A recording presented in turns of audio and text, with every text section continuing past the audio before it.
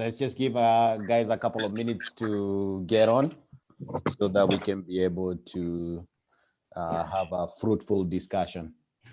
All right.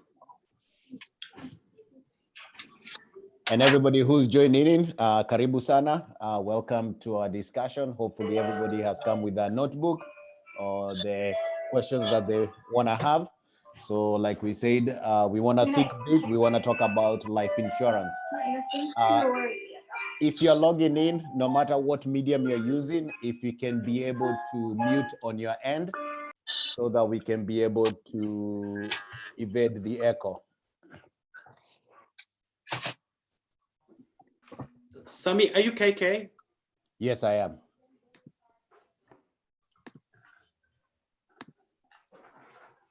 KK was my daughter. She was using the Zoom earlier on, so I logged in as a. And we're on live. Yes. Yeah, Facebook. Yes, we are. Yeah. Hello? Yeah. So what am I gonna do? Hang up? Be able to have a fruitful discussion. Yes, hello. We good? Let's see. Perfect. Sami, you're the host, right? Yes. Okay, perfect. I can be able to mute everyone.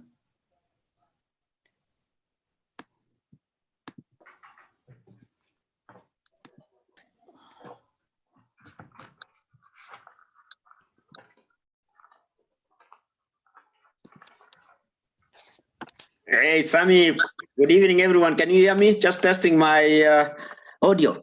Yes, we can hear you, Vincent. Okay, good, good. Awesome. Just put it on mute for now until Yes. we segue to you. Okay, good.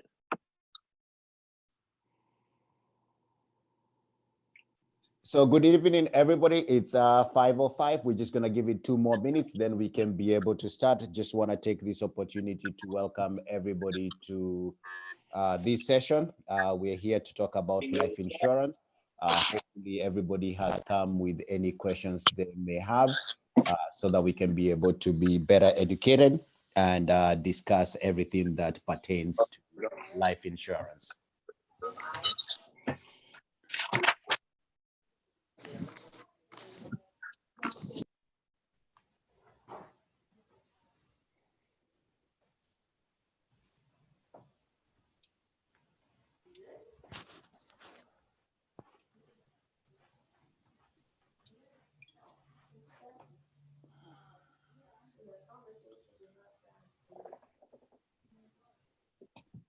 Perfect. We can be able to start. So good afternoon, everybody. My name is Sam Thugi. I just want to thank SAMRACK Media, WAKENYA PAMOJA Boston, and KEMEN for taking the initiative to have this session to discuss with the community at large regarding life insurance. Before we segue to life insurance, just want to take this as an opportunity to thank all the essential workers out there, the ones that work in our community, in either local, regional, national jurisdictions. We don't take what you do for granted. We want to thank you for what you do. Life insurance is a very major topic for each and every one of us, especially in the times that we are living right now. A wise person said recently, a knowledgeable community is one that is well armed with the tools that they need to be able to effectively prepare for any kind of instances that may come out there. We're living in a changing world. What we know about this world a couple of weeks ago is not what we will experience here on.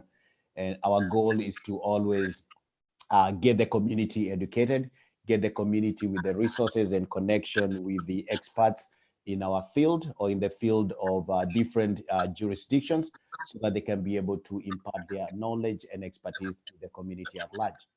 Today, we are delighted. We have 3 folks, 3 gentlemen who work in the insurance industry, who are here to relay and kind of educate us on various jurisdictions of life insurance. Today, you'll be able to get an opportunity to hear from Mr. Vincent Mongare, who has over 15 years experience in the insurance industry. We'll also hear from Mr. James Kihungi, a financial consultant, also works in the insurance industry, and Mr. Chris Kefadi, aka Banz, who has a lot of experience also, not only in philanthropy, but as a community leader, and also somebody who cares deeply about our well-being. We'll also have a question and answer session, so we'll give everybody an opportunity to ask any questions. I want to encourage everybody, if you can be able to utilize the chat box on the Zoom session, you can be able to post that any questions that you may have there. If you're on any SAMRACK forums, post the questions there, and Mr. Kefadi will be able to answer them in his time. If you're on any WAKENYA PAMOJA forum, Mr. Humphrey Mutinda, who can be able to answer questions there, and Mr. Mongare can be able to answer any questions posted on any KEMEN forums. I want to segue and thank SAMRACK for being able to provide the means for us to be all connected. He's not able to participate in the discussions today because he's tied up at the moment, but he's able to listen. I want to introduce Mr. Mongare so that he can be able to talk to us, kind of do the introduction on life insurance. So Mr. Mongare, if you're ready, you can go ahead and talk to us. Thank you, Sam, and thank you everyone who has logged in. It's actually a very, very humbling time to share most of the information with our community. This is actually one of the ways that we give back to the community. So I'm gonna be very brief and actually very, very basic, because insurance is a wide field. But for the introduction part of it, we just want to make it very, very basic, as we had suggested that is the need of understanding insurance. I don't know if I'll be able to share my screen. So if you, Sammy, will I be able to share the screen? Hold on. Sure. Oh, yeah, now you can be able to. Okay, good. Share your...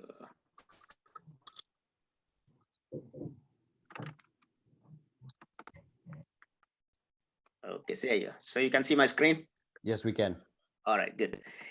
As what I will briefly say is that when we're talking about insurance, it's money.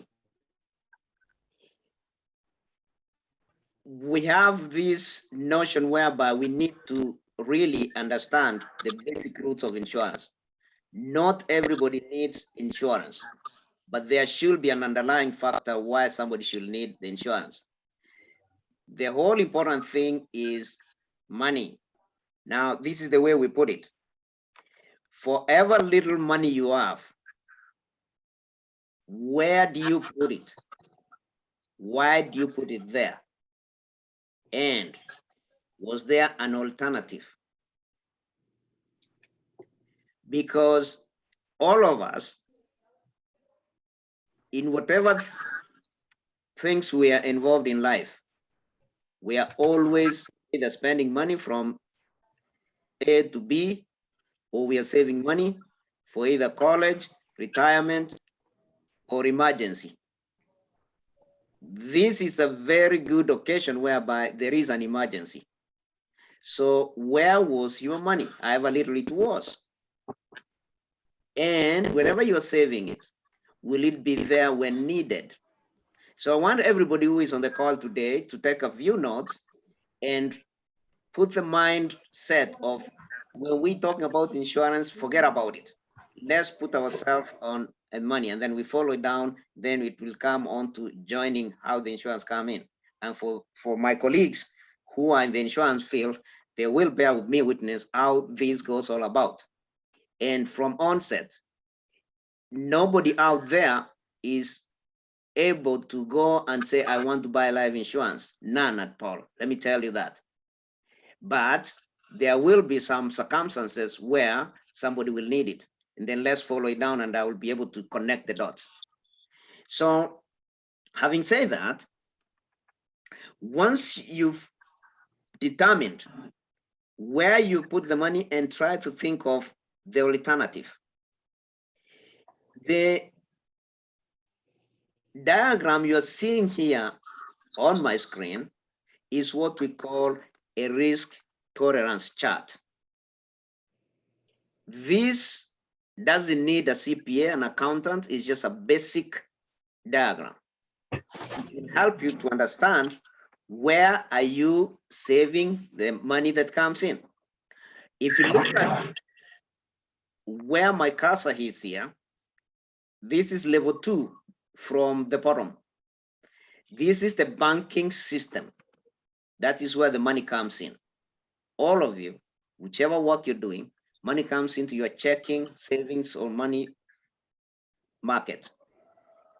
Now, whatever you are going to do, once the money has hit the bank, will determine whether you will be on a strong financial foundation or on a shaky financial foundation. So what is recommended before you do anything, as the money hits the bank, build the foundation like a house. The government has supposed us to have homeowners insurance or renters insurance. We are also having auto insurance, which you are forced. What I normally ask people to think about is a house with one pillar at the corner, which is the auto insurance, which you have, and then another pillar on the other corner, homeowners insurance or renters insurance. Think about being a house and the floor in between, if it doesn't have strong foundation. These bricks here need to be filled up. That is the life insurance, the disability insurance, and the mortgage protection. I'll go over them one by one. Now, from the bank here, you need to fill up the life insurance. And what is it for? This is the question why you will ask yourself whether you need the life insurance. Are you taking care of a family? Are you paying a mortgage? Are you responsible for upkeeping of anybody? Are you having any projects that if you hit a turbulence, either disability or death or any major sickness, will your projects continue?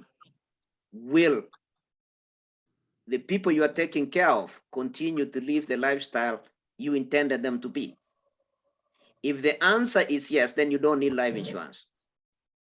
If the answer is wishy-washy, you don't know what will happen, then you need a life insurance. And we'll talk about it, which kind of life insurance. Then disability. If you're working, we recommend that take it from work because it's more cheaper from work because it's subsidized.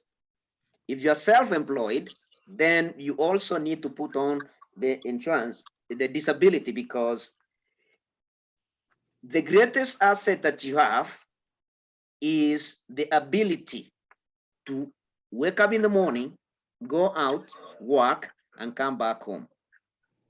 Think about it. What if you don't come back?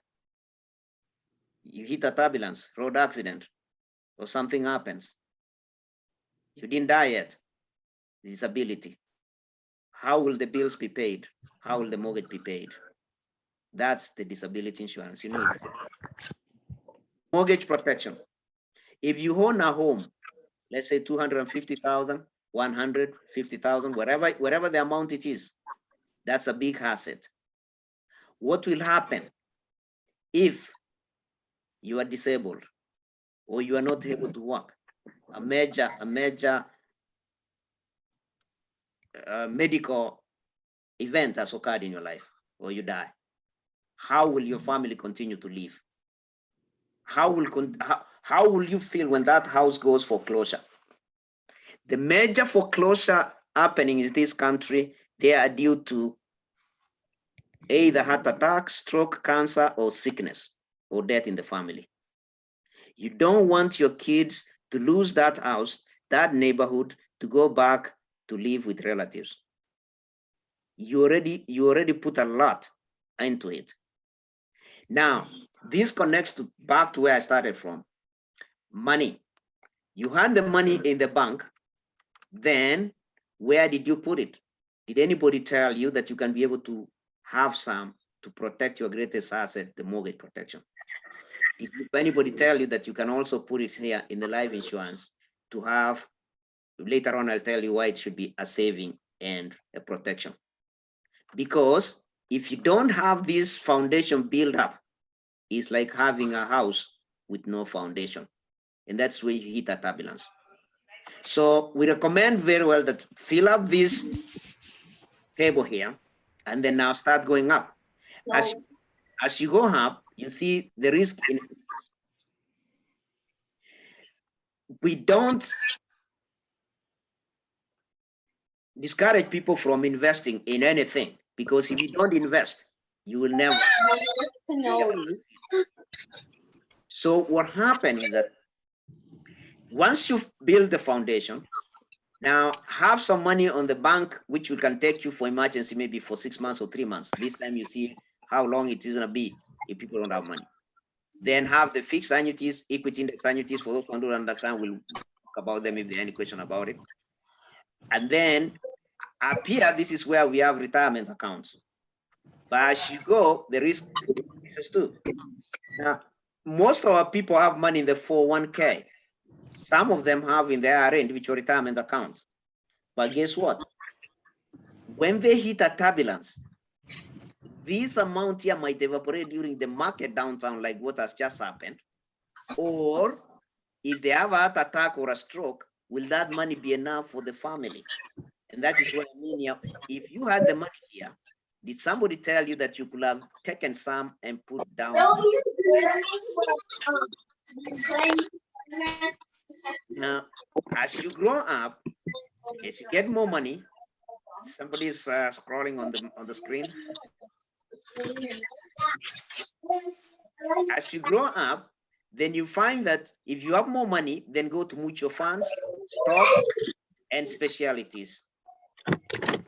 Now, this will help you to grow more wealth, but you normally recommend somebody as you go up, what's your risk tolerance? How much are you willing to lose?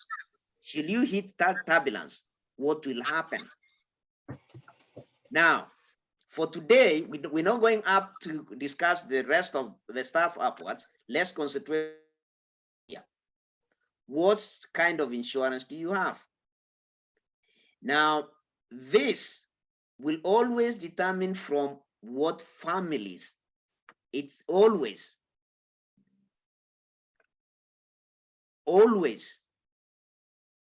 determined by an individual family. The question is, what are you trying to cover? There's a simple formula we use, and if somebody was writing down, we have what we call DIME, D-M-E. You write it downwards. DIME, D-I-M-E. D stands for how much debts do you have out there. Some of you think somebody's scrolling on the computer. So how much debts do you have there? Should you hit a turbulence that your family will be in trouble? And then I stands for income. How much income are you bringing home? If you're bringing 50,000, we recommend multiply times 10. So you need 500,000. Then M stands for mortgage. How much mortgage do you owe? That if you hit a turbulence, your family will need something. And then E stands for education. If you have little kids, depending on your state, maybe 15,000 times 4, that is 60,000 times 3. How many kids you have? If there are 3, all that add up together. That is the amount of insurance you need. But this follows down here, whereby we're able to explain what kind of insurance you have. This is why it will be either term or a permanent. if you have younger kids, we recommend a term policy because it's cheaper. You can get, for a small amount, you can get a very big coverage. And as you grow older, the law of diminishing responsibility, you don't need much. Then now you just need the one which will take you into retirement. We'll talk more about that. But then with the newer, the insurances have improved. We have what we call new kind of insurance, the living benefits. Somebody's crawling on the I don't know, somebody must be having a control or something. I think it's from my end. Let me share something over here.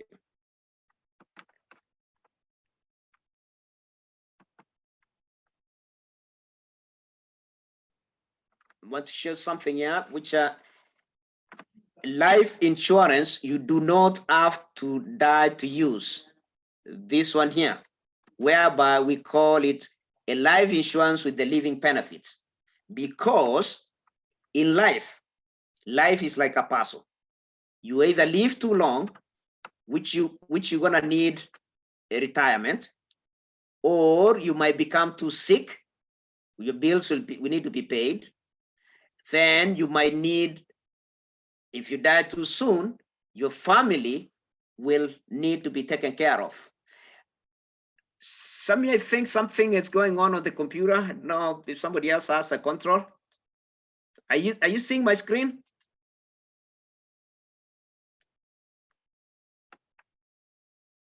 Some of you seeing my screen?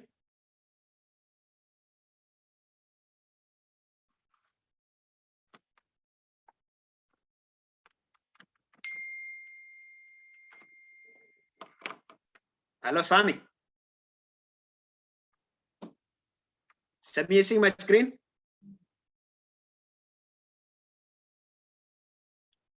Vincent, it's Amos. I've discontinued the sharing. We have to manage that behind the scenes for now.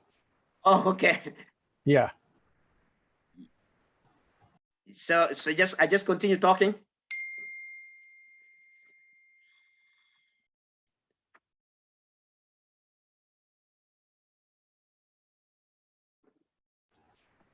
I'll let you know when you can share. Please continue with the conversation.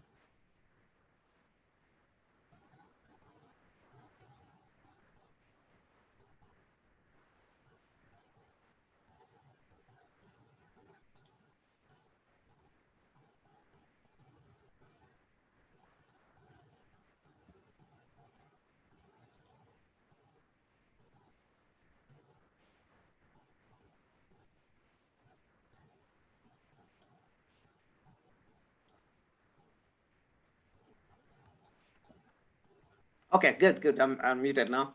Yes. So what I was saying is that, other than that, sorry about that. So I was saying that we have living benefits. In the living benefits, life can be in three, like a puzzle. You either live too long, die too soon, or live too long. Now you need an insurance package which will be able to cover you in the three of them. We say if you don't have all the three of them, you paying too much for too little. Because what's the need of having an insurance which will pay only when you die, but it doesn't do anything when you are alive and you've hit a turbulence? In this case, we mean if there's terminal illness, if the doctor says you have to, in most states, 24 months or less to live, the insurance matures. If you're in places like Pennsylvania, DC, and Massachusetts, it's 1 year, 12 months. It's state laws. So what happened is that if the doctor says you have 12 months or less to live, your policy matures. Now, there's also another very important. If you can, chronic illness, if you cannot be able to perform 2 activities out of 6 activities of the daily living, that is, if you cannot be able to feed yourself, dress yourself, walk, see, any 2 activities out of 6 activities of daily living, you start getting 2% of your total coverage. And this one I've seen it because I've seen it working as we speak. About 2 years ago, one of my clients She was a very senior nurse For now. working in John Hopkins. But then she left her job and Yeah. went to work as a traveling nurse, Tried that one. making more money. But then 2017, she got paralyzed.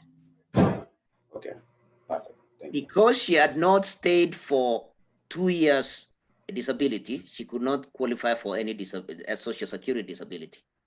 Because she was making a lot of money, she could not qualify from the state help. She was left on her own. Luckily enough, 2012, we had given her this kind of policy. It is what she's using right now. And she tells us National Life came handy and it made her keep her home, which was she was going to be homeless. So I've seen it working and it's powerful. A life insurance, you do not have to die to use. It comes when you're there. Now, if it is a permanent policy, later on, I'll talk about the difference between the permanent and term. If you don't get sick and that doesn't occur, some of these programs, like the one we're using for National Life Group, if you've been in the plan for 10 years, they're being vested 10 years, and you are age 60, you stop paying, they start paying you. It becomes like annuitized, takes the form of a social security. And guess what? It's tax-free. The reason why I emphasize on this is that situation whereby it's not that there was no money to put it on the insurance, but nobody actually told some people that the same amount of money you could have been saving in the bank or saving in another project, you could put it with the insurance company, and therefore, at the end of it, it will turn up into your retirement. If you have enough retirement somewhere, it turns up into your retirement supplement. And this is a statement I want everybody to understand. One, insurance companies are financial institutions competing for your money just the same way as any financial investment company. The question is, what are you getting from each of the investment companies or financial institutions? The insurance company, they promise you, if you die too soon, we'll be there for your family.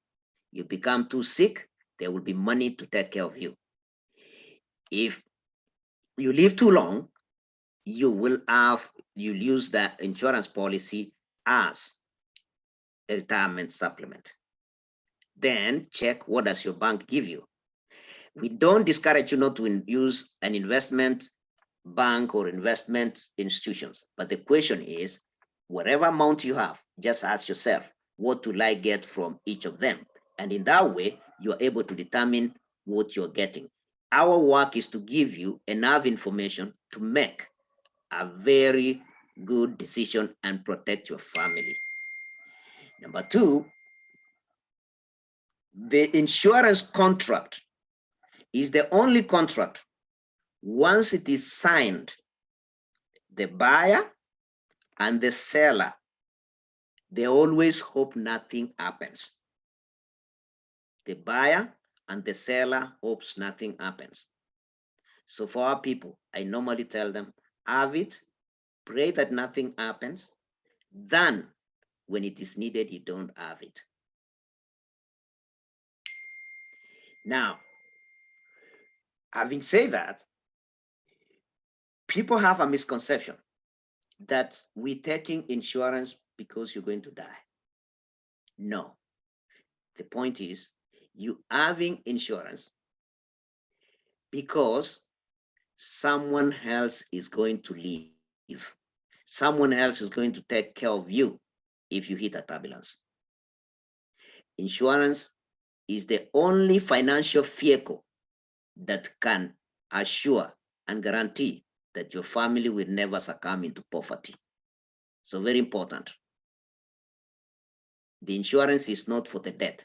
The insurance is for the living, and it's the only vehicle that can guarantee that your family will never succumb into poverty. So insurance, as we had put from the announcement, understanding the importance of insurance. Insurance is the key and the foundation of any financial planning. as you're aware, people don't plan to fail, but they fail to plan.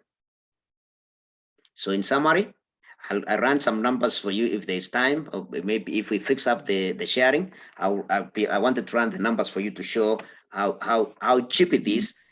Go ahead and try the sharing. See. Now, try to see host disabled participant screen sharing. Now it's disabled. It's disabled. Okay, it's disabled. Okay, maybe as we walk along through, maybe on the Q&A section, I can be able to put that. So what I was saying is this: it is not about thinking on insurance going for the dead. It's about, if you're having any project, you're putting money somewhere, insurance becomes a backup. There are some people who say that when they're thinking of insurance as paying after death, in these circumstances, we are talking of taking care of your issues. That comes if you need some insurance for, maybe you are having a project. You want to have that project to continue beyond your time. It happens this: you think about your legacy. In some cases, there are two things which happen: bills and burden. Vincent, you can try now. I'm sorry. Now, what happened is that some of us, we might not be knowing our grandparents. The reason is because they never left anything for our father, and we might not be able to leave anything for our kids. I think it is still scrolling. Yeah, is your resolution okay on your computer? You're the only one who can share right now. Okay, so no, it's just a lot of cloudiness. Let me try to see. Okay, let's see. You can see something there now. Yes. Let's see. All right. It's telling me to come back to. Just minimize that box. There you are. Okay, let's go that and get this. Okay. Good on that.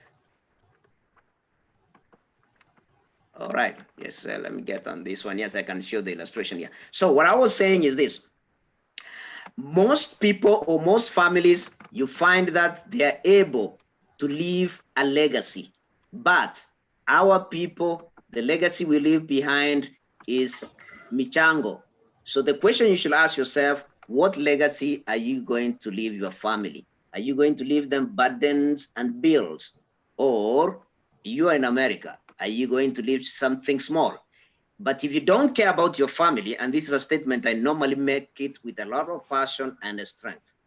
If you've already determined your safari, like if I'm talking to fellow Kenyans, you've determined your safari is going to Kenya. Please give us a ticket. A ticket is usually 25,000 or 10,000 or 15,000. Carry your mizigo. So what happened is that you can be able to save 25,000 if need be, but what if the safari comes too soon? So that is what I normally tell people, that let's get prepared.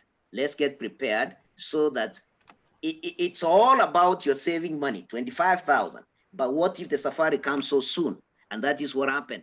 If you are putting maybe $50 into the bank, it will take too long to get the 25,000. And if the safari comes too soon, you are hit too hard. And then you leave the misigo to the community. Now, if you have put that 50,000, the $50 into a financial institution, that is insurance in this case, anything happens so soon, they will pay off the 25,000. That's all about that. The insurance company just needs your money, and in return, they promise you that they will take care of whatever you want them to do. Now with that, let me just try to run a very simple illustration here for a young person, 35 years old. The prime time, between 35 and 50, prime time, your family is young, you're energetic, you're working, you are at the top of the world. You need all the insurance that is needed in this world. because if you are incapacitated in any way, all the dreams go down. Let the dreams not go down because you didn't listen to Vincent, or Vincent was not there to tell you that. Let's see about a 35-year-old young man and see what $1 million policy will be for let's see here. You can be able to.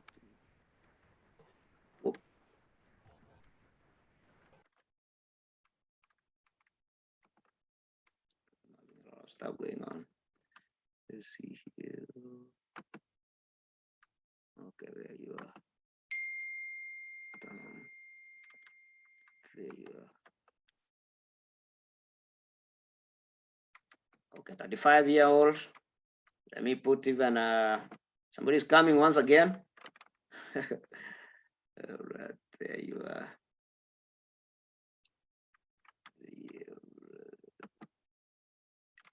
Okay.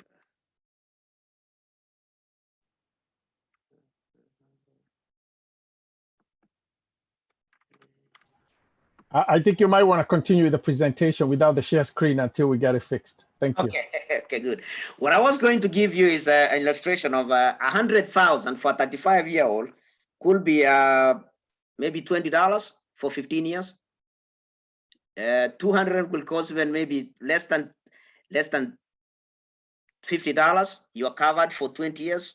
So if you are 35, you're covered until 50. So what happened is that is for anyone to have that duration. What is your most prime time that you want to protect? So spending about maybe 30, let's say even $50. $50 divided by 2, that is $25 every 2 weeks. Divide by 2, that is $12 a week. Ladies and gentlemen, I think we need to hit this thing very hard. There's no reason why our families should not be having an insurance.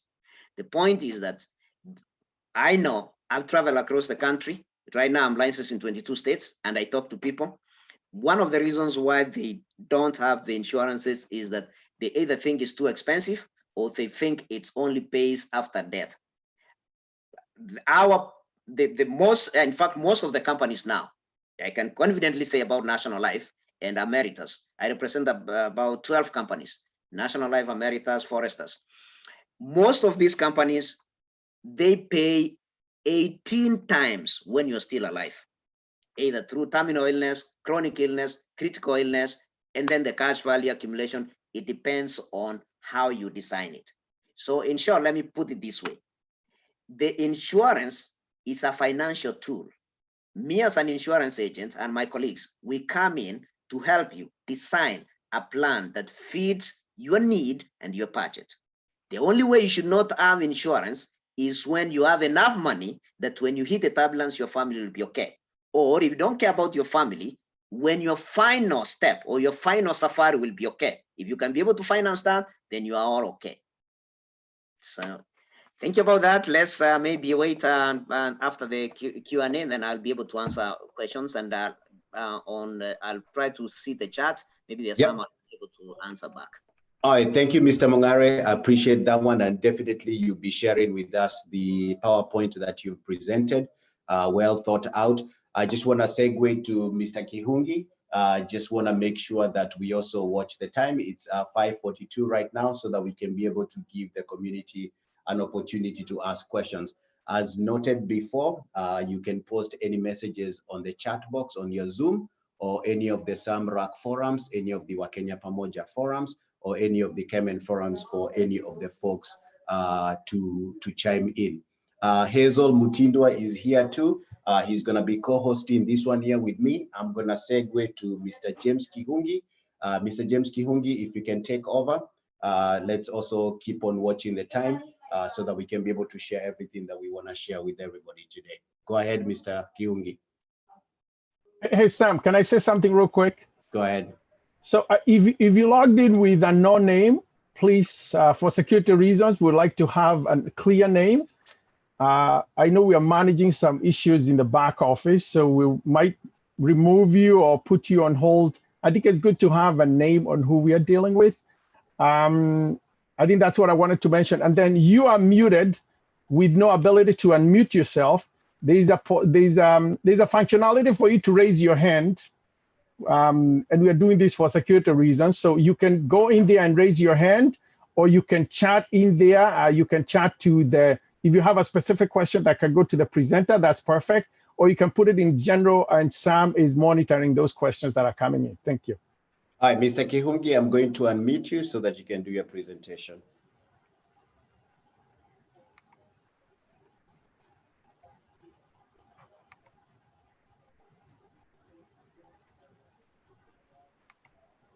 Can you hear me now? Yes, we can. Excellent. So my name is James Kihungi. I'm going to be brief. I know the time is moving very fast. I've worked for financial companies for the last more than 15 years, I would say. I can mention the company I worked for for a long time. A lot of people don't know that Fidelity also has an insurance company with it. James, could you please get close to the mic? Is that better? Yeah, it could still be better, but it's way better than what it was. Is that better now? Yes. Okay. So again, I was saying my introduction into here is that I've worked for Fidelity Investments for more than 15 years. And most of the people don't know that Fidelity has an insurance company with it. So I learned a lot about insurance when I was at Fidelity. But I moved over from Fidelity and I work now for Mass Mutual, which is also one of the strongest financial companies in Massachusetts. I am not on the sales side, so I'm not going to make you a pitch on sales, but I can tell you a lot about investing and why insurance is important to you. So every time people come to me and they're talking to me about investing, I tell them about 3 things or 4 things. Think about the stages in your life. There is your day-to-day money, right? You want to purchase something, you want to purchase a car or something like that. But you also have your midterm thoughts. You know, you're thinking about having, I would say a better car is probably a midterm thing. Day-to-day is what you do every day. Buy yourself a whiskey, buy yourself, something, goes, whatever you want to do with your day-to-day. But you also have to think about a future, right? A short-term future. That's why you're buying a house. It's gonna be 30 years, 40 years with the house. But when you're doing that financial planning, you also have to think beyond that. And when you think about those stages, you have to plan very well. So when I look at insurance, I see it as one of the instruments that you have to use in your budgeting and in your financing and thinking of yourself now, tomorrow, and in the future. And the good thing with the insurance today, and I heard Vincent talk about it very well, is that you can structure many types of insurances. One of the insurance that I really, really like for myself, and I know a lot of people would say, hey, how about the other? But I do like the ability to buy term life insurance. And I'll tell you why. Today, I may be in a place whereby I am earning about $50,000. And the amount of insurance I can afford is for the next 10 years. And I'll buy myself a term life for 10 years. Then tomorrow I get a better job and I have $100,000, I'm earning $100,000. I can quickly increase my term life, either by the periods, but also the amount of coverage that I want. Again, 5 years down the road, something comes up, and I know now 5 years down the road, my insurance is a little bit expensive because I'm a little older, I'm 5 years older, but I still can be able to increase another duration and amount of coverage that I need.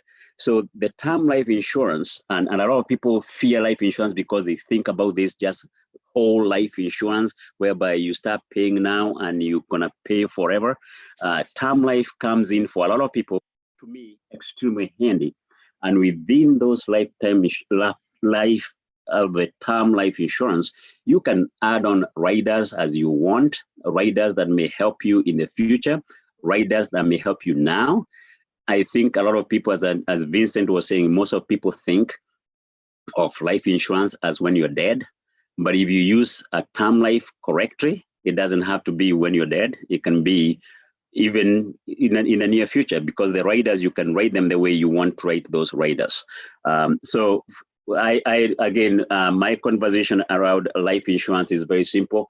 Is one of the instruments you want to use for your finance, for your budgeting, and for thinking about your retirement, but also beyond retirement. That is what for your children. Now, let's talk about that, because a lot of us have always heard about this thing called generational wealth.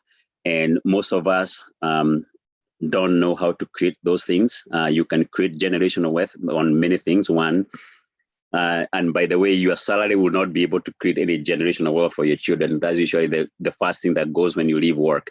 So generational wealth is when you purchase things that will last beyond who you are. Properties are good things, right? If you buy many properties and those properties live beyond you, that's generational wealth that you create for your children. But you can also structure your insurance and then work with somebody who can write your will such that you structure it in a way in your trust that you either designate a certain amount of money and say this amount of money is going to go to the children's education, and not just your direct children, but your grandchildren, that will go to their education when you pass away, or it can go to something else. But those are things you can work in your trust. And most, again, I know a lot of people who hear trust and they're like, oh my goodness, trust is expensive. But those are things that you should be using in that realm of insurance and making sure that you're insuring yourself as you move forward. So I don't want to belabor a lot of things that Vincent talked about. I'm going to stop there. And I know there's another presenter, and then we're going to come to a Q&A section. But again, we're going to look at the way I like looking at insurance is a must, that you must have insurance, just the way most of you are thinking you must have a stock to buy or some money for retirement. You must have insurance in one way, form, or the other. Sam? Can you hear me? Yes, I can hear you. Thank you, Mr. Kihungi. Thank you for that presentation. Mr. Mutindu, I just want to see if you have anything to add before we introduce Mr. Kebathi to kind of tie everything together. Humphrey.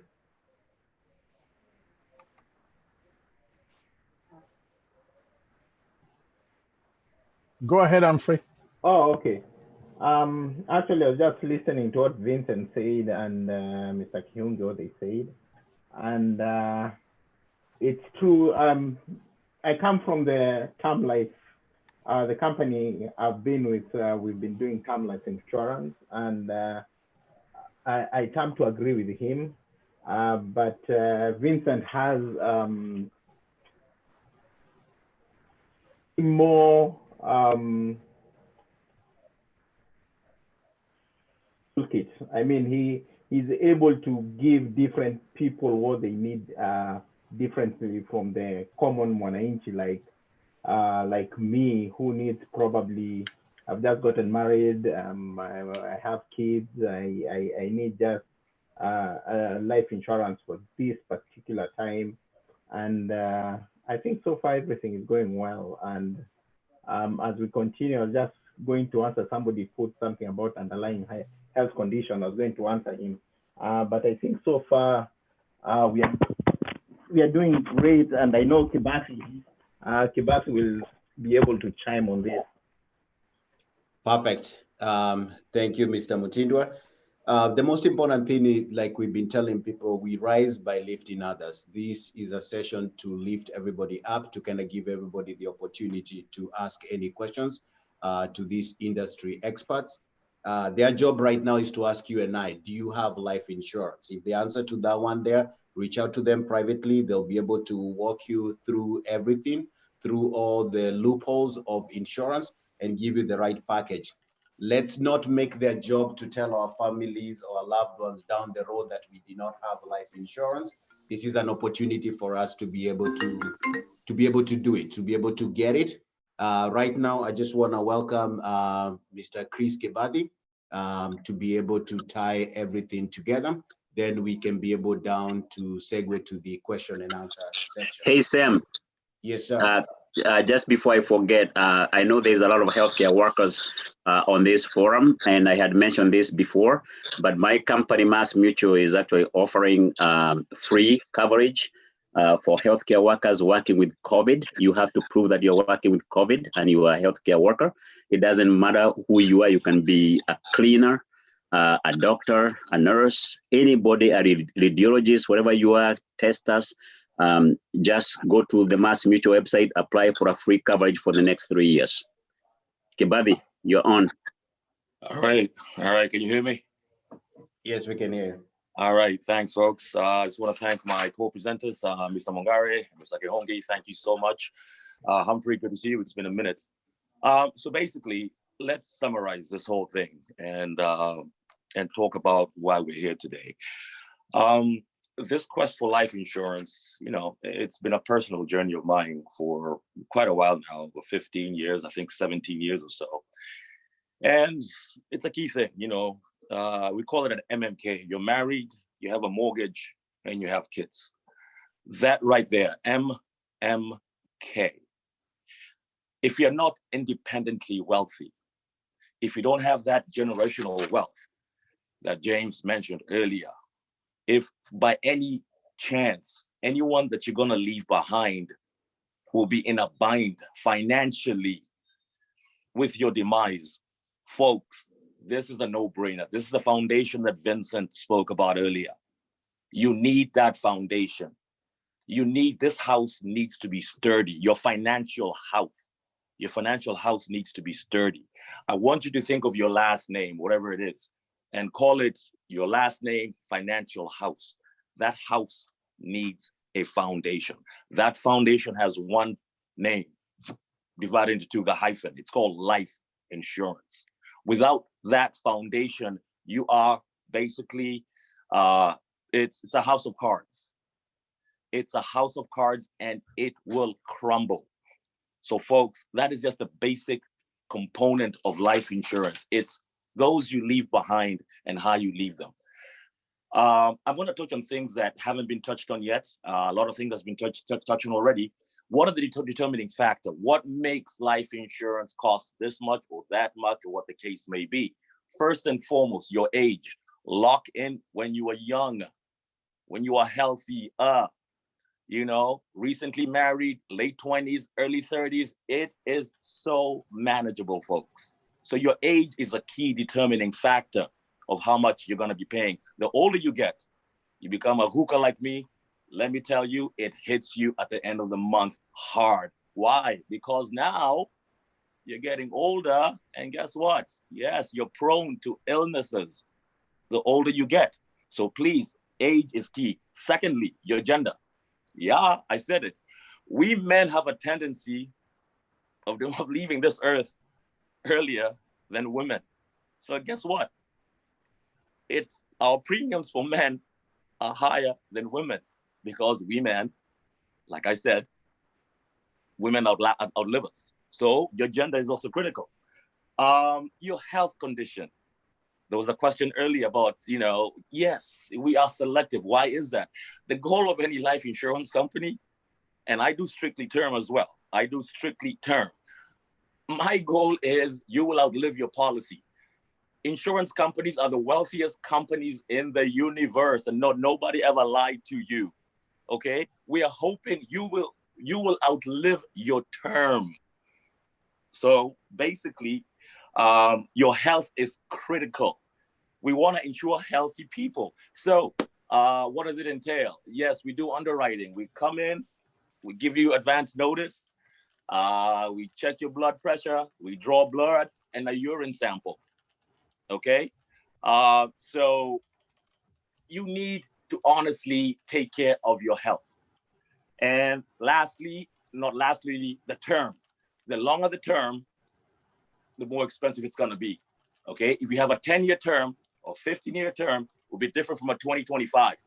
I can go up to 35-year term depending on how old you are. If you're in that a category of, upper 20s, lower 30s, you can have a term up to 35-year term. So the longer the term, the more expensive it's gonna be. So these are some variable components that basically come into play when you're applying for that policy. Now, for application purposes, the maximum amount you can get for an application initially cannot exceed $500,000 if you're going through underwriting. So basically, with the representation that I have, the max you can do is $500,000. But you can have what we call a rider. What is a rider? A rider is an instrument whereby every year your premium goes up as well as your coverage without having to go through underwriting. Like, for example, 10 years ago, I started off with $500,000. I have a rider whereby every year I get 10% increase in my policy to a cap of $1 million. Okay, so every year my coverage went up by 50,000. So 550 and 600 and 650 and 700. Okay, my premiums went up as well. But the beauty of that is, as mentioned earlier, but I think it was by James, over time, as your situation changes, you'd like to reach out for more coverage. The only caveat with that is if you're looking to increase your premium and you don't have the rider, you still have to go through underwriting. And guess what's happening? You're getting older. So when you're looking for a term, what I like to ask my clients, and MMK, most of my clients, 95% married, mortgage, kids, something of that nature, some combination of that, is your kids, all right? Children, how old is your youngest child? Or if you're just newly married, I'm gonna cap it off and say, hey, listen, my suggestion is at least a 30-year term. If you have children already, and for example, the kids are 15 years old and 10-year-old, let's just say graduation at age 22, they'll still be living at home. Honestly, for the youngest, for 10-year-old, I'll still recommend at least a 20-year term. So that child will be 30, okay? Normally, your mortgage is critical. If you have a 30-year mortgage, I'm like, listen, let's just go with a 25-year. So these are key things. It's variable. It's not a one dose for everybody, but these are variations of how large a term should I afford. And of course, it's affordability, okay? I'm not gonna have you pay for a premium that you can't pay for. But this is what I tell everyone, because the biggest pushbacks that I get is, you come back later, let me think about it. Guys, whenever I hear that, I know it's a dead end, all right? If you have to think about it again, there's nothing to think about. But what happens is affordability.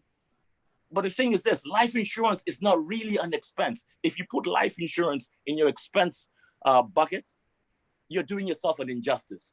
This is a way of life. Your cable is an expense, and you have cables from here to Madagascar. Okay, you're paying $175, $180, $200 a month, and you have Hulu, and you have Netflix, and you have Amazon, but you can't afford life insurance. I'm like, get out of here, guys. Let's think outside the box. Okay, life insurance is not an expense. It's a way of life. It's a must-have. We need it. You don't need Netflix.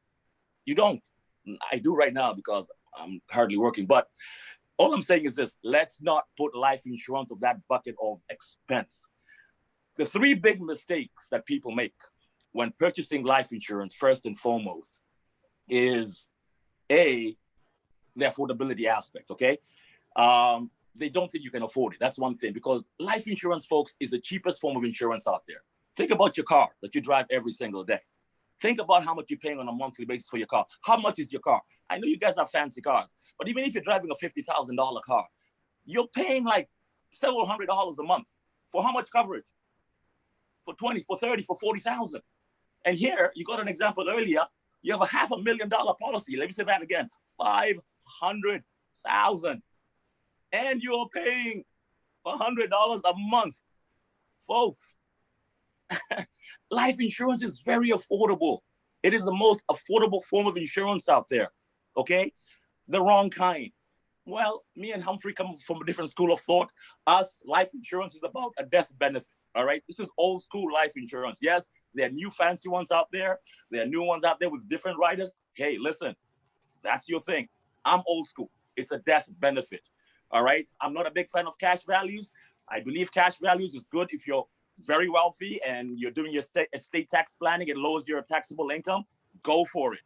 But for a common 190 like me, who works a 9 to 5, who's got a couple of kids and has a mortgage, term is the way to go, period. It's affordable, it's inexpensive, it's easy to understand.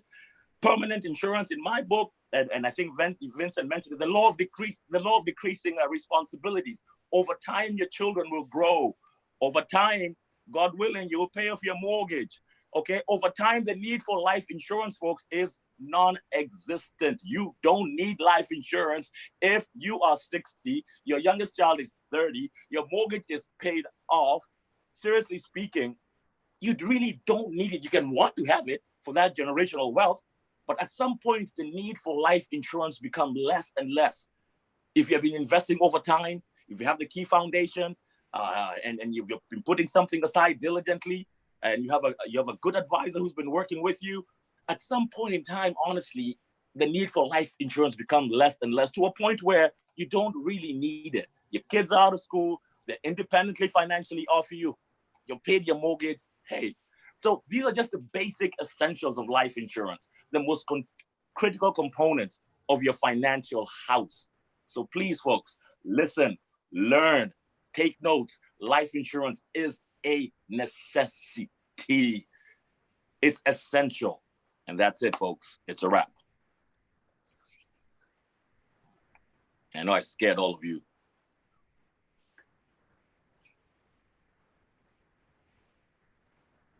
Can you hear me? Are we good? Yeah, we can hear you. I wrote down a couple of questions. When you guys are ready, I will share them. All right. So I know they're scared now, so we'll go.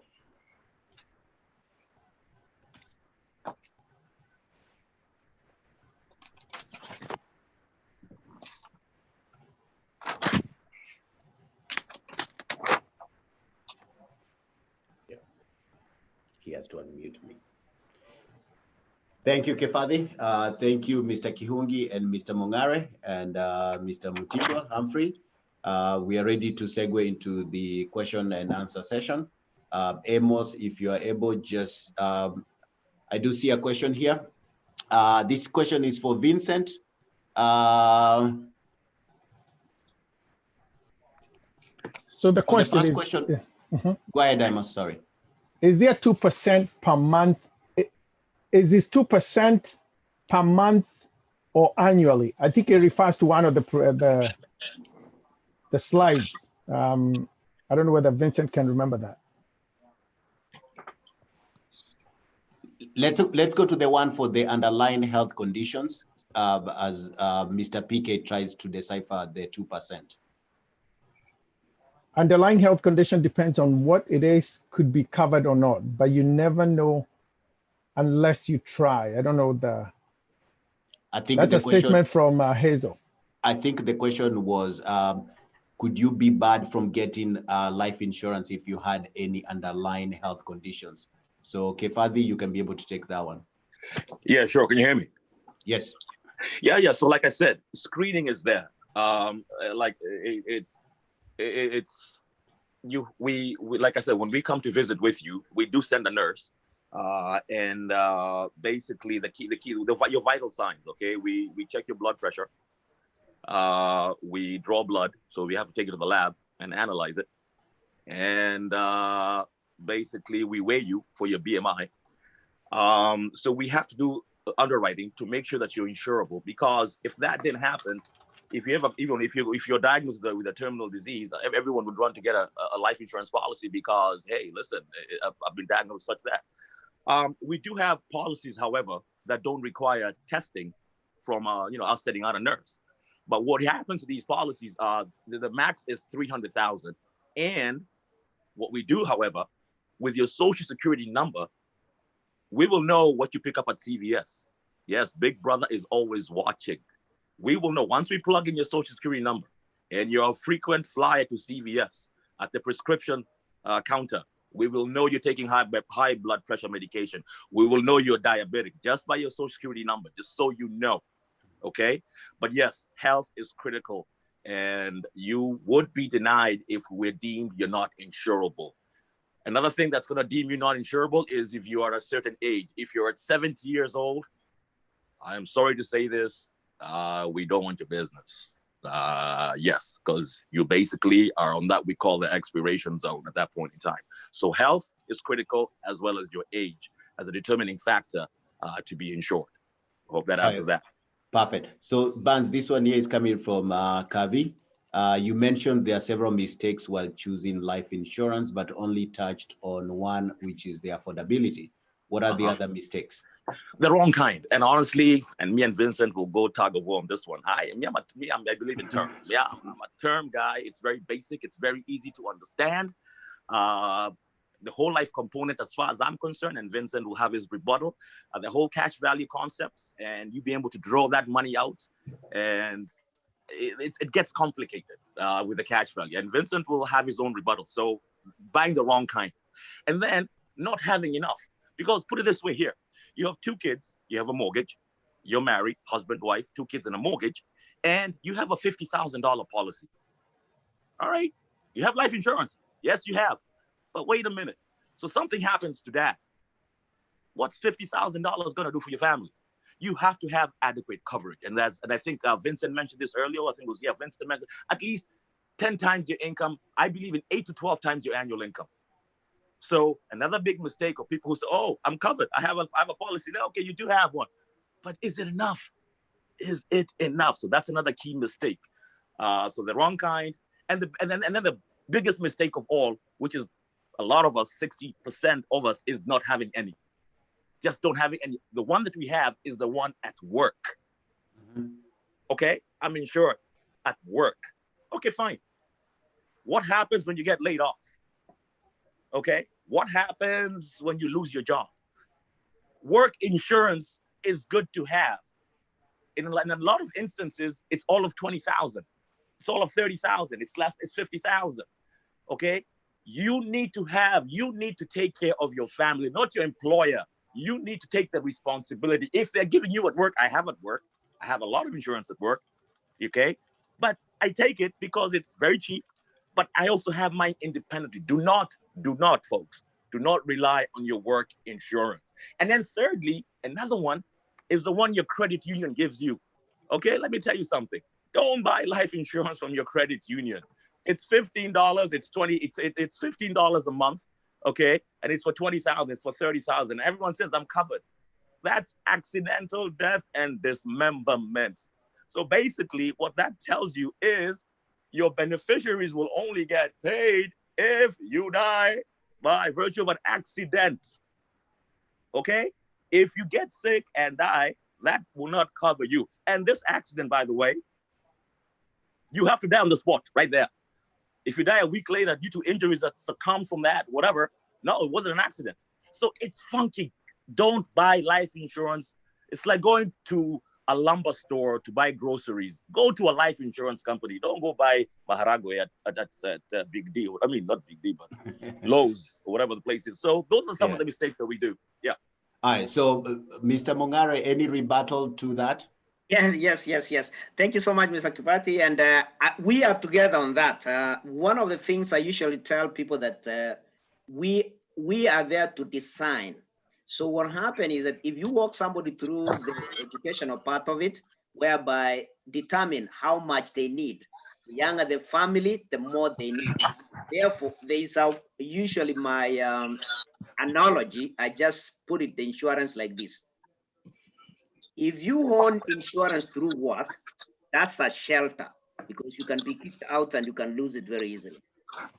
And then, but since when you're at work, take it because in some cases it's free and maybe they can give you supplemental, which is very, very cheap. Now, the next level of insurance is term, which in my analogy is rental. You are renting, like as you said, 500,000. For a younger family, you can be able to afford 500,000 or even $1 million. And the next level is owning. That is the permanent policy. And then you can go through there from the permanent, there's whole life, universal, and variable. Now, very important that this key is this, when we are together in this time here. The point is that you have to analyze the age of the client, how much money they have, and what's their goals. Some people, like most of the clients we met, in our people, our niche. We started our life, we came over here, started life late at 40s. People are starting life at 40. That's when they're building their house. By the time they reach 60, they are not financially wealthy yet. So, and then as they get onto 60, some medical issues start coming in. So what we do a combination, a bigger term insurance policy, which you will be able to convert into permanent if you need.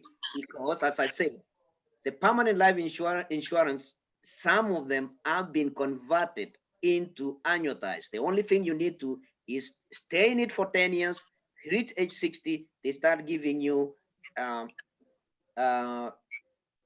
guaranteed lifetime income for life. Now, from the investment point of view, you need to weigh the projections that if I put it in the insurance policy, this is what they're promising me. If I put it in an investment, this is what they're promising me. So it's up to anybody to just get that information and weigh it and see which one will be good for you. And more importantly, some of the people who we really recommend that they should be able to use the permanent life insurance, and in most cases with PASA, is they are already investing, they have money investing in the 401k, extra to what the company is matching.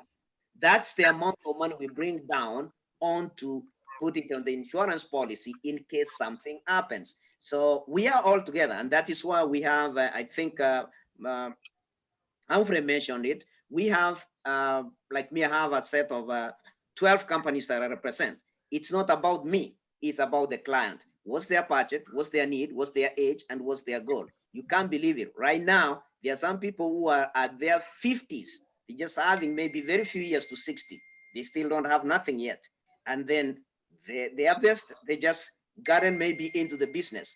Most important thing, and I think Samia mentioned to you when I was in Massachusetts, we can use business money to buy the life insurance as executive bonus or the key person.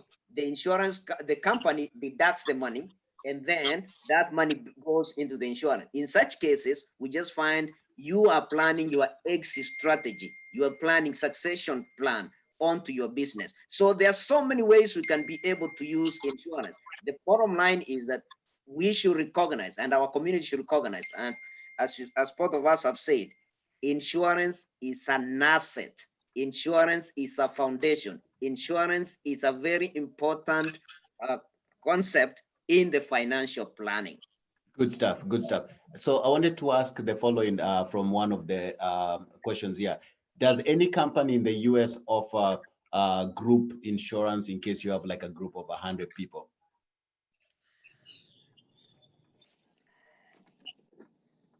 Yes, but it this is Vincent here. Yes, but it depends on how the company is structured, because one of the biggest thing about the insurance is a highly regulated commodity. So you just find that when you're talking about the group, most of the individuals in this group, maybe they are already enjoying the group insurance from their work. So the first thing you advise people is that they have the workplace whereby they enjoy that work they've gotten it. And then if it's an employer, he can rotate around his employees and then have the group done from there. Now, we can also go through non-profit organizations, which is like the churches. They can form a benevolent fund within them. So the whole thing is, it takes longer. It's a process, but it's because of those regulations. They have to find out how was the group set. One of the things you understand from onset is that the law prohibits any company or any association forming an association or grouping together for the purpose of getting an insurance. The point is that the group has to exist, and then from there they can apply for the insurance, because one of the things is that they will be protecting the interest. Mm-hmm. All right, Barnes, I'm going to throw this one here to you. Can you talk about what insurance companies consider before they pay life insurance in the occurrence of death for the insured? All right, so repeat that again. You want to see what we do to pay out? Before you pay out, yeah. Okay, so first and foremost, and I forgot to mention, there's no question, we have what we call a suicide clause, right? So the first year of your policy, you cannot commit suicide.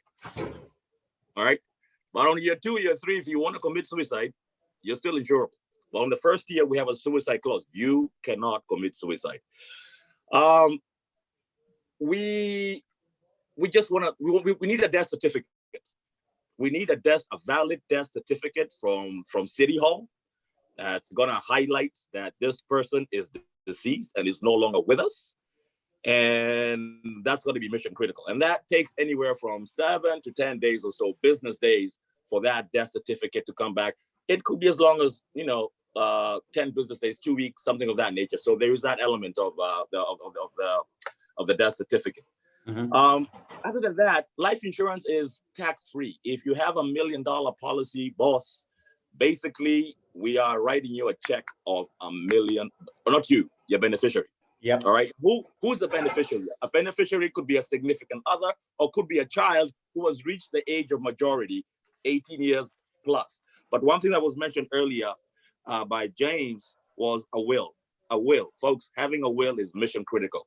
You will say, this generational wealth, I want it to be divvied out X, Y, and Z. So I know I a little bit went over, but those are the key things we'll look into before we divvy out. Perfect. And James or Humphrey or Vincent, you can take this one here. What happens to your policy if you cannot be able to pay the premiums? Like right now, so many people have been furloughed or they have lost their jobs. What if you cannot be able to pay your premiums? Vincent, yeah. This time it is unusual. Most of the companies through the states, they've given 60 to 90 days grace period. So the states usually champion, and they have. Now, in some cases, like term policies, you are given 30 days for you to catch up. And then usually the policy doesn't just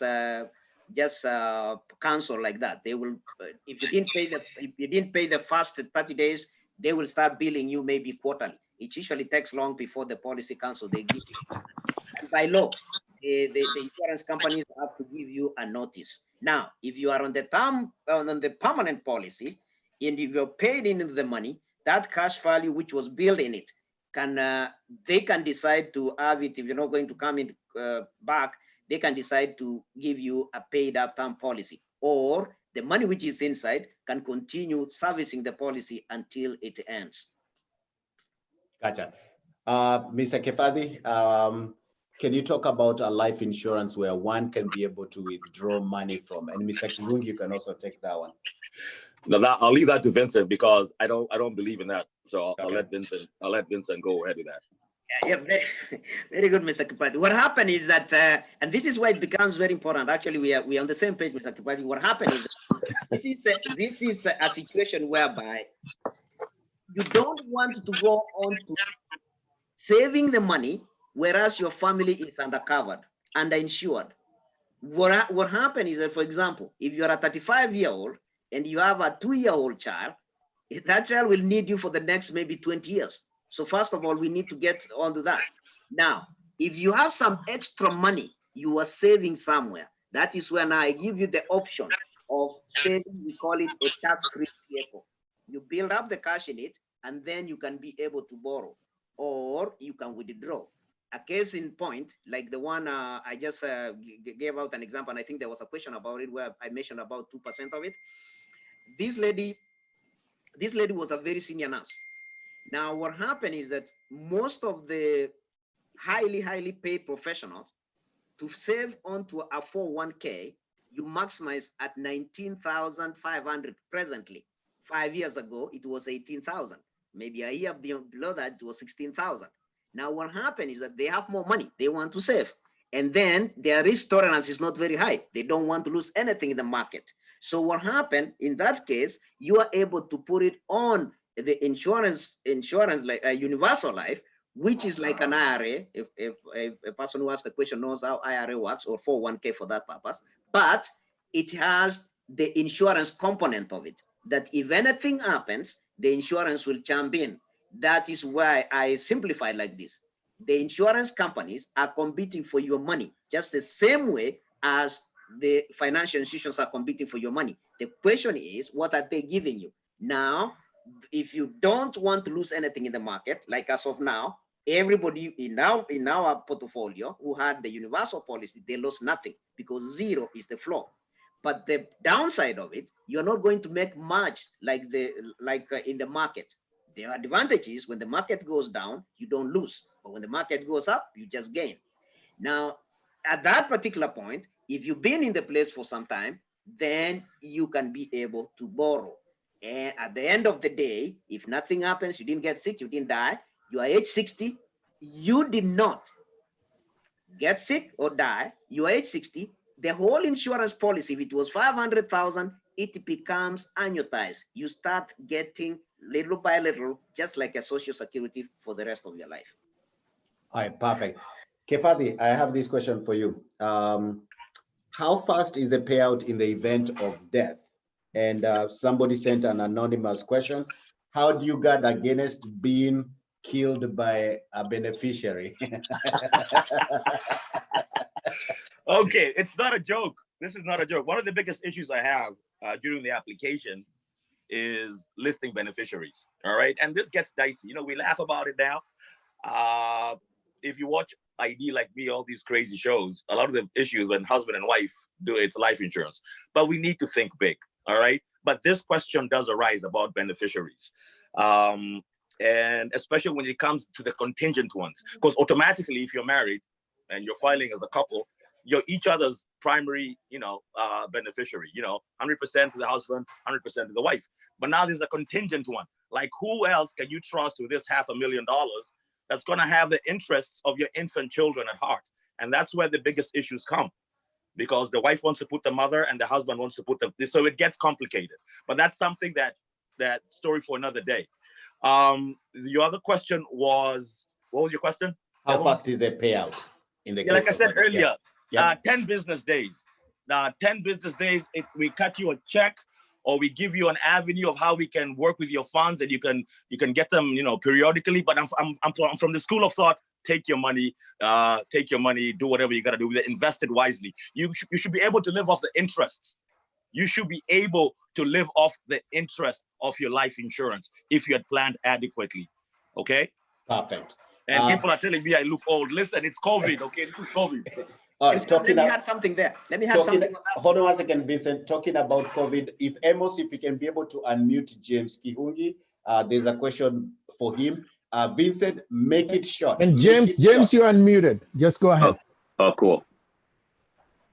Go ahead, James. So, James, this is a question for you. So, Mass Mutual is offering term insurance for essential healthcare workers. Right. Do you have, right now I believe you said it's free for now. Yeah, go ahead. After the term is expired, can they continue with the policy? Yeah, you can literally even add more policy right now if you wanted to. The one they're offering for free, I think, is about $25,000 for the 3 years, a term life. But you can, when you're applying for that, you can apply for more. And I'm gonna say this one thing about some of the things that a lot of us never think about. It might be controversial to some of the people out there. A lot of us always think that when you go through life insurance, that you have to do a test. It is not necessarily true.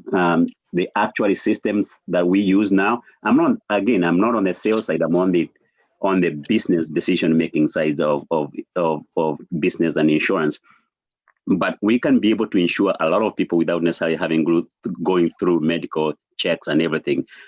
From your zip code and from your social security, we can tell a lot of things. We can tell where you live, air qualities, what kind of drugs you're taking, all that kind of stuff. And we can go through actual system and be able to insure you without necessarily taking your blood.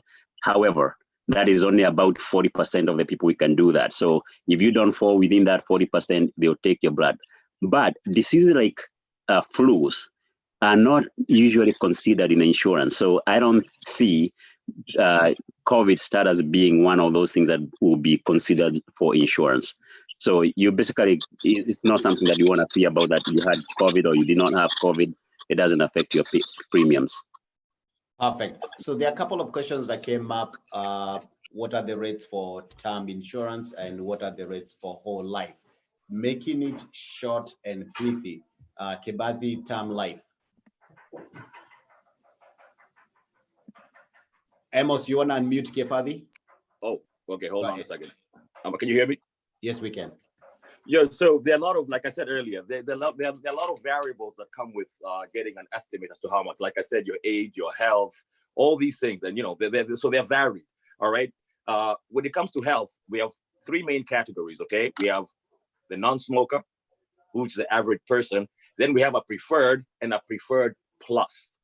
So preferred plus is a gym rat. This is a person who takes care of themselves, eats well, and they're just in good shape. Basically your BMI is on point. That's a preferred plus. A preferred is a level between those two. Then we have the danger category, which is the smokers. If you're a smoker, we have you for lunch every day, every month. Yes, because you're a high risk. All right. So there's no one cost. It all depends on a lot of variables that come with that. Like I said, the extent of the term, how old you are, your health, nakadhalika. So there are different variables that come with that. Perfect. A question just came in for you. If you have a beneficiary, when you completed your beneficiary designation form and your beneficiary resides in Kenya, will they be able to get that money in the event that? Okay, so they will be. No, but let me finish though. It's gonna take longer, and there's a process towards this. I always recommend having someone locally in the United States. All right, and I always push that element. Have someone that's local. If you have to have someone international, that payout will be a while because we have to do a lot of verification, and that it will be tedious in terms of you collecting the funds. So I strongly recommend getting someone locally. All right, perfect. Another thing is this, and one last thing. We asked you in the application if you're going to be residing outside the US or Canada over the next 30 days. What happens is a lot of times people go fake their deaths and what have you, especially in some African countries. There's one called Nigeria. But anyhow, so we need you to be the United States or Canada for you to be able to, if to die, in the confines of North America. Perfect. I'm going to give our presenters a 1 minute closing statement. I'm going to start with you, Mr. Humphrey. Then we'll go to Kefadi, we'll go to Vincent, we'll go to James, and then it will come back to me. Humphrey, go ahead. Closing statement, if you don't mind. So much for hosting this. The most important thing, can you hear me? Yes, we can. Yeah. The most important thing is get life insurance because you determine your own destiny. You don't want your insurance like what Kibati said. You have work life insurance where the company, they sit down every day and see which expense to take out and limit your insurance from the company. So grab life by your horns and get term life insurance for yourself and your family. Thank you. Perfect. Kefadi?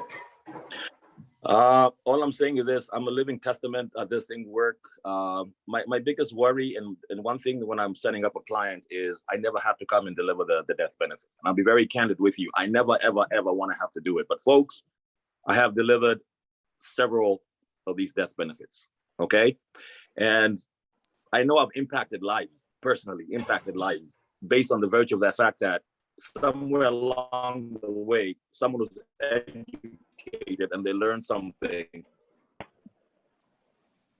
and life goes on for them financially. So I always pray I never have to come and deliver that check. I always pray for that, but it is inevitable. Death and taxes, folks, are inevitable. Let's get insured, make that foundation, life insurance. Thank you. Okay, Mr. Mungare? Yes, to follow up, Mr. Kibati, actually, that is a very powerful statement. We usually say that, as I said earlier on, the insurance contract, once it has been signed, the buyer and the seller, they just pray that nothing happens. So my word is that have it, pray that you don't have to use it. Then when it is needed and it's not there. And the other thing we just emphasize is that just have a life insurance without even thinking what it's the kind of it. Just have somebody design something for you. And then from there, you will learn a lot, because most of our people, they don't have it because nobody has ever told them about it. And then there's the follow up with what somebody had asked about the cost of the whole life. When you think of a permanent policy or whole life, don't think about it if you're thinking of buying or affordability. If your mind goes to saving, that's when you go there. The foundation, just cover your family, protect your family, have somebody sit with you, because if you don't have a life insurance, it's like you're having a house with no foundation. Thank you. All right, perfect. Humphrey, before we go to Mr. Kihungi, there's somebody who asked, how do they add their newborn? You want to chime in on that? Well, what I said was they should get in touch with their agent so that the agent bring the forms forward so that they can add the child there if they didn't have the child rider before the policy was issued. If they have the child rider, like in Primerica, it's just easy because even if you have 10 kids or 1 kid, the fee is the same, whatever you paid when we were getting you in. And let me chime in on that. Can you hear me? Yes, we can. Yeah, that concept, it's always touchy when we get to that question of insuring your kids, because any parent doesn't even want to imagine having to bury a child. A child rider basically covers, could be 10,000, could be 15,000. It basically covers a funeral expense for the child. And that child is covered up to age, I think it's 25, if I'm not mistaken. And it's very basic. It's $6, it's $7 for up to 10 kids for $10,000 per child. So it's a dicey one. No parent wants to ever touch it because no one wants to imagine it, but no one has a crystal ball, folks. So food for thought. It's called a child rider, and it's very inexpensive. Perfect. Mr. Kihungi? Yeah, I'm going to be brief. And somebody said that most of us look at premiums, whatever you pay for life insurance, as an expense. Big mistake, right? In my world, the way I always think about insurance, whether it's life insurance or any other insurance, it is an investment. So when you're looking at your investment portfolio, it should be part of that investment portfolio. It's not the only thing that you need to have in a portfolio, but it's an important thing in that portfolio.